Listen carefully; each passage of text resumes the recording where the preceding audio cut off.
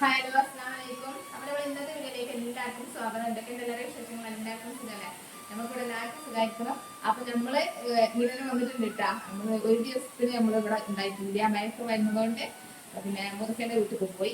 അപ്പൊ എന്നും പാടെ പോയി നിൽക്കലും പിന്നെ റിതുവിന് മദ്രസ് ഒക്കെ ആകുമ്പോൾ അങ്ങോട്ടും ഇങ്ങോട്ടും ഇങ്ങനെ കൊണ്ടുവെക്കണം. അപ്പൊ കുറെ പണി ഉണ്ടെന്ന് വിചാരിച്ചിട്ട് ഇവിടെ തന്നെ വന്നിട്ടുണ്ട്. ഇവിടെ കുഴപ്പമൊന്നുമില്ല, ഇപ്പൊ ഒന്നുമില്ല. പിന്നെ വെള്ളം ചാടുന്നുണ്ട്, വെള്ളം അങ്ങനെ വെച്ചിട്ട് പോകുന്നതല്ല. നമുക്ക് അവിടെ പുറത്ത് വീഡിയോ ചെയ്യാൻ പറ്റുന്നില്ല. വെള്ളമൊക്കെ വന്നിട്ട് ഇത് അച്ചുമ്പോൾ നമുക്ക് പറ്റുള്ളൂ. അപ്പൊ ഞാൻ വിചാരിച്ചു ഉള്ളിൽ ചെയ്യാൻ വിചാരിച്ചതാണ്ട്. അപ്പൊ നമുക്ക് ഇന്ന് മന്തി ഉണ്ടാക്കുകയാണ്. അതിന് വേണ്ടിയിട്ട് ഇതാ ഒക്കെ ഇട്ട് വെച്ചിട്ടുണ്ട്. അച്ചി ആദ്യം നമ്മള് ചട്ടിയിൽ ഇങ്ങനെ നെറ്റി വെച്ച് കൊടുക്കുക.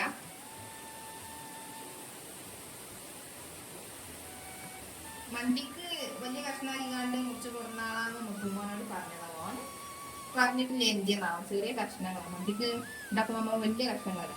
ഇപ്പൊ എന്ത് ഞമ്മക്ക് തന്നെയല്ലേ ഉണ്ടാക്കുന്നത്. അപ്പൊ അത്രയൊക്കെ മതി.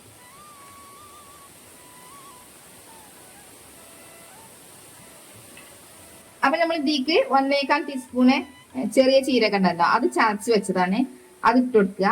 പിന്നെ അതുപോലെ തന്നെ 1.25 ടീസ്പൂണ് കുരുമുളക് പൊടി പൊടിച്ചതും, പിന്നെ 2 മാഗി ക്യൂബ് അതും കൂടെ ഇങ്ങനെ പൊടിച്ചുകാണ്ട് ഇട്ട് കൊടുക്കുന്നുണ്ട്. ഈ മന്തി ഉണ്ടാക്കുമ്പോ എന്താ പ്രത്യേകത വെച്ചാല് ഇത് ഇടുന്നുണ്ട്, എന്താണ് ക്യാപ്സിക്കം മുളക് ഉണ്ടല്ലോ, അത് ഒരു കിലോക്ക് 2 ഇടേണ്ടത്. നമ്മളിവിടെ ഒന്നിട്ട് കൊടുക്കണുള്ളൂ, ഒന്നേ കൊടുത്തിട്ടുള്ളൂ. അപ്പൊ അത് മതി. പിന്നെ ഇറച്ചി 1 കിലോനോളം ഇല്ല, പിന്നെ കുറച്ചുള്ളൂ, ഒരു 3/4 കിലോനൊക്കെ ഉണ്ടാവും. അപ്പൊ അതിക്ക് പിന്നെ എന്താണ് ക്യാപ്സിക്കം മുളക്, അതാണ് ഇതിന്റെ രസം. അത് നല്ല രസമുള്ളൊരു മന്തിയാണ്. ഇങ്ങനെ ഉണ്ടാക്കിയിട്ട് നമുക്ക് കുട്ടികൾക്കൊക്കെ നല്ല ഇഷ്ടപ്പെട്ടിട്ടുണ്ട്. പിന്നെ കുറച്ച് മല്ലിയലി പുതിനയും കൂടെ പിന്നെ ചെറുതാക്കി ഇങ്ങനെ അരിഞ്ഞെടുത്തത് കുറച്ചിട്ട് എടുക്കണുള്ളൂ. അതൊന്നും മന്തിയിൽ ഇട്ടെടുക്കൂലല്ലോ. അപ്പൊ നമ്മൾ ഈ ഉണ്ടാക്കുന്ന മന്തിയിൽ അങ്ങനെ ഇട്ടെടുക്കുന്നുണ്ട്. അപ്പൊ നമ്മൾ ഇതിക്ക് കുറച്ച് കളറ് ഒഴിച്ചെടുക്കുന്നുണ്ട്, ഒരു ഭംഗിക്ക് വേണ്ടിയിട്ട്. അല്ലാതെ ഒഴിച്ചെടുക്കണം നിർബന്ധമൊന്നുമില്ല. നമ്മൾ ചോറിനൊക്കെ നല്ലൊരു രസം കിട്ടുന്നുണ്ട്. പിന്നെ ടേസ്റ്റ് ഉണ്ടാവില്ല കേട്ടോ ഇതിന്റെ, അതിനല്ല.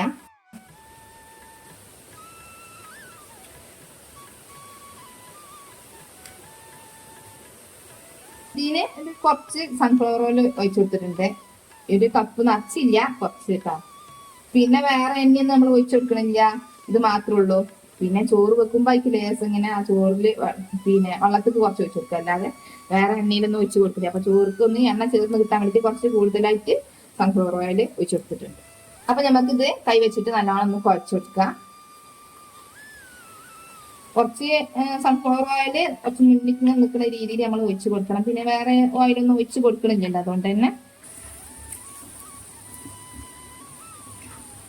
പിന്നെ നമ്മൾ ഉണ്ടാക്കുന്നതിന് ഒരു പ്രത്യേകത കൂടി ഉണ്ട്. നമ്മൾ മൺചട്ടിയിലാണ് ഉണ്ടാക്കുന്നത്, അല്ലാതെ ബിരിയാണി ചെമ്പ് ബിരിയാണി പോട്ടുണ്ടല്ലോ, അത് അങ്ങനത്തെ ഇതിലൊന്നല്ല കേട്ടാ.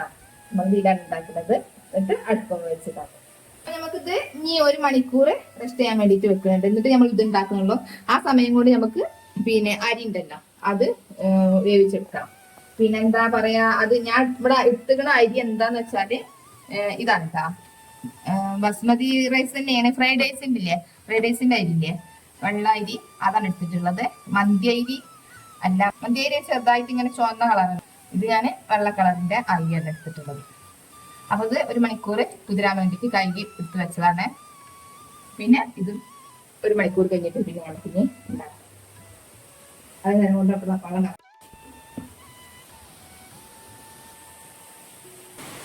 അപ്പൊ നമ്മള് അരി ഇടാനുള്ള വെള്ളം വെച്ചുകൊള്ളൂ. അപ്പൊ അങ്ങനെ പുറത്തിറന്ന് കാണുമ്പോൾ ഒത്തേറെ നമ്മളോട് സംസാരിക്കാൻ വിചാരിച്ചേ. അപ്പൊ നമുക്ക് ഇവിടെ വലിയ പ്രശ്നമില്ല, വെള്ളം ചാടുണ്ടിട്ട് അത്ര പേടിച്ചാനൊക്കെ തോന്നാനുള്ള പ്രശ്നമൊന്നുമില്ല. അത് എന്താ, മേലെ റോഡിലൂടെ ഞങ്ങൾ കുറച്ച് താഴെ നിൽക്കുന്നത്, അതിന് ഞങ്ങൾ മേലെ കൂടെ കുറച്ച് റോഡിലൂടെ പോണ വെള്ളം എല്ലാ വീടുകളിലേക്കും വരുന്ന വെള്ളം ഉണ്ടല്ലോ, ആ വെള്ളം എല്ലാം കൂടെ ചാമ്പറച്ചാൽ കെട്ടിക്കാൻ റോഡിന്റെ സൈഡിൽ കൂടെ പോകേണ്ട വെള്ളമാണിത്.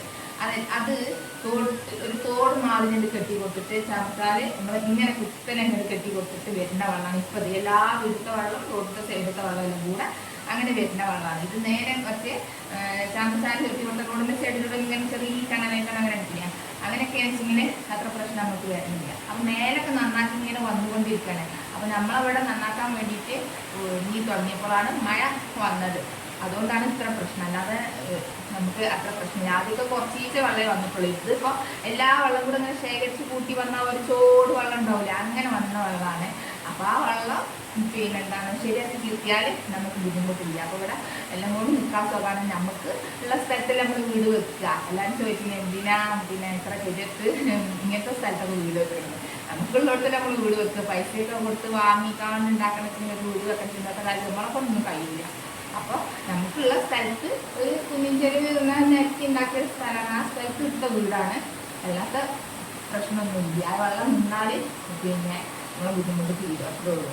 അത് ഒരു ദിവസം ഞാൻ പോയി. എല്ലാവരും ഇങ്ങനെ പറയാം പൊളി അവിടെ നിൽക്കണ്ട കുടുംബക്കാരെ വിളിച്ചറിയാം, അമ്മ വിളിച്ചറിയാം, നാട്ടുമാരെല്ലാവരും പറയും 4 ഭാഗത്തുനിന്ന്. അപ്പോൾ നമ്മൾ ഒരു ദിവസം മുമ്പ് കടയിലേക്ക് പോയി. പിന്നെ ഋതുമാർക്ക് മദ്രസ് ഒക്കെ ഉള്ളതല്ല. അപ്പം ഇങ്ങനെ കൊണ്ടുവെക്കണമെന്നുണ്ട്. അപ്പോൾ ഞാൻ വിചാരിച്ചു ഇനിയിപ്പോൾ ഏതായാലും ഇവിടെ തന്നെ അങ്ങനെ നിർത്താമെന്ന് വിചാരിച്ചിട്ടാണ്ട് അപ്പോൾ ഞങ്ങൾ ഇവിടെ തന്നെയാണ്. അപ്പോൾ ഞാൻ കുറച്ച് ദിവസത്തിന് വീഡിയോ ചെയ്യേണ്ടെന്നൊക്കെ വിചാരിച്ചിരുന്നു. പുറത്ത് പിന്നെ മഴയും പിന്നെ ഇങ്ങനെ ഒരു വെള്ളം ഇങ്ങനെ ഈ വെള്ളം വരുന്നതുകൊണ്ട് തന്നെ വെള്ളം അതിൻ്റെ അടിയിൽ കൂടെ ഇങ്ങനെ വെള്ളം ഇങ്ങനെ ഇറങ്ങുന്നുണ്ട്. അതുകൊണ്ട് പിന്നെ അവിടെ എന്തായാലും ചെയ്യാനും പറ്റില്ല. വീടുകളുണ്ടാകുമ്പോൾ ചെയ്യാനും പറ്റും. എന്നാൽ ഉള്ളിൽ ചെയ്യാൻ വെച്ചിട്ടുണ്ട്. ഏതായാലും നമ്മൾ ഇത്ര ദിവസമൊക്കെ വീഡിയോ എടുത്തതല്ലേ. അപ്പം ഇനി ഇടാൻ നിന്നാൽ വിവേച്ച് കുറഞ്ഞു പോകും. പിന്നെ ഇതിന് എന്തെങ്കിലുമൊക്കെ ഒന്നും കിട്ടാൻ നമ്മൾ ഇത്രയും കഷ്ടപ്പെട്ട് ഇടുമ്പോഴാണ്. അതിന് വേണ്ടിയിട്ടൊന്നും ഇട്ട് വെക്കാനേ. അപ്പോൾ നമ്മളിവിടെ സേഫാണ്, കുഴപ്പമൊന്നുമില്ല കേട്ടോ.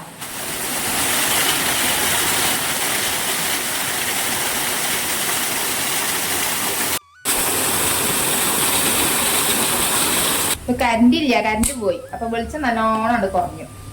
പുറത്താണെച്ചെങ്കിൽ നമുക്ക് ഈ ഒരു പ്രശ്നമൊന്നും ഉണ്ടാവില്ല. കറണ്ട് ഉണ്ടായാലും ഇല്ലെങ്കിലും ഒന്നും പ്രശ്നമില്ല.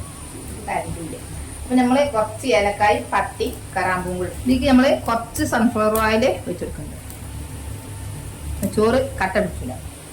അപ്പോൾ പാകത്തിന് കല്ലുപ്പിട്ട് കിട്ടും.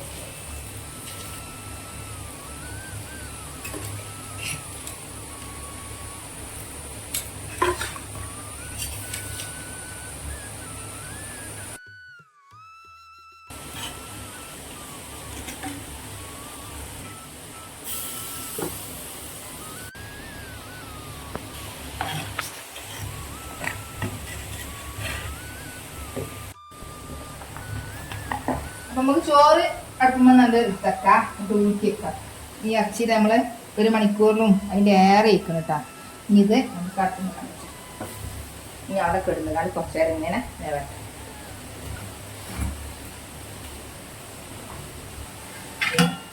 കരിഞ്ഞിൽ കഴിഞ്ഞിട്ട് ഒരു സുഖമില്ല.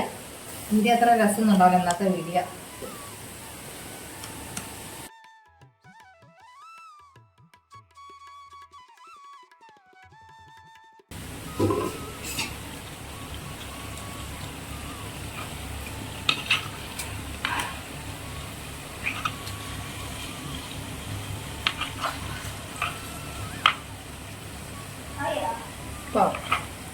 മറിയുമ്പോൾ നല്ലോണം കഴിച്ചത് കുറേ വട്ടം അതിൽ കൂടെ കറണ്ട് പോയില്ല. കറണ്ട് വരെ വെച്ചിട്ട് കുറച്ച് നേരം നിന്നു. നമ്മൾ വീടെടുക്കുമ്പോൾ വെളിച്ചം വേണ്ട, അതിനൊന്നും വേണ്ടിയിട്ട്. അപ്പോൾ പറ്റുന്നില്ല, രണ്ടായിട്ട് വരുന്നില്ല. ആയാ മതി.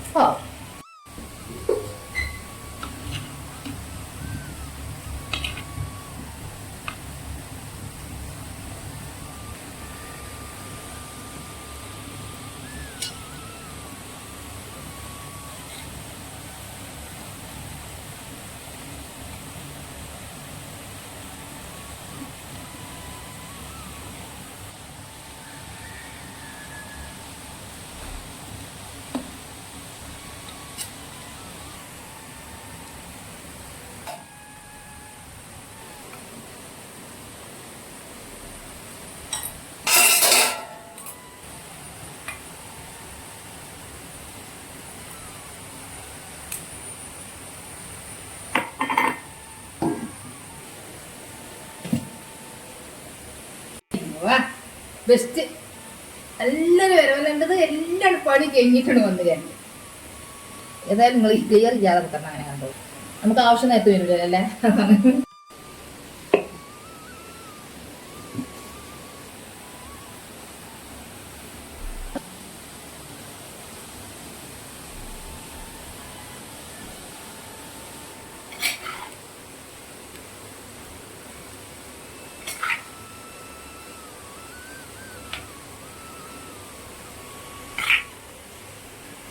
നമ്മൾ ഇട്ടടുത്ത ക്യാപ്സിക്കം, മുളക്, മല്ലിച്ചപ്പ്, പുതിന അതൊന്നും ഇതിൽ കാണില്ല. അതൊക്കെ ഇതിക്ക് എന്ത് കണ്ട് ഉടഞ്ഞിട്ടുണ്ടാവും. ആയി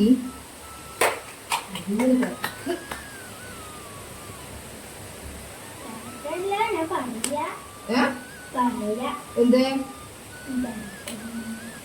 എന്ത് തിരക്കേറിക്കണെന്നോ? തിരക്കേറിയിട്ടില്ലാന്ന്. അപ്പൊ നമ്മളെ മന്തി ആയിട്ടുണ്ട്. അപ്പൊ ഒന്ന് ഉണ്ടാക്കി നോക്കി. മല്ലിച്ചപ്പും പുതിനയും ക്യാപ്സിക്കും ഇട്ടുകാണ്ട് ചെറിയ ചീരകൊക്കെ ഇട്ടുകാണ്ട് ഇങ്ങനെ ഉണ്ടാക്കാത്തുണ്ടെങ്കിൽ ഒന്ന് ഉണ്ടാക്കി നോക്കി. അപ്പൊ നമ്മളെ വീഡിയോ ഇഷ്ടപ്പെട്ട എല്ലാവരും ലൈക്ക് ചെയ്യുക, സബ്സ്ക്രൈബ് ചെയ്യുക, കമന്റ് ചെയ്യുക. അപ്പൊ എല്ലാവരും അസ്സലാമു അലൈക്കും.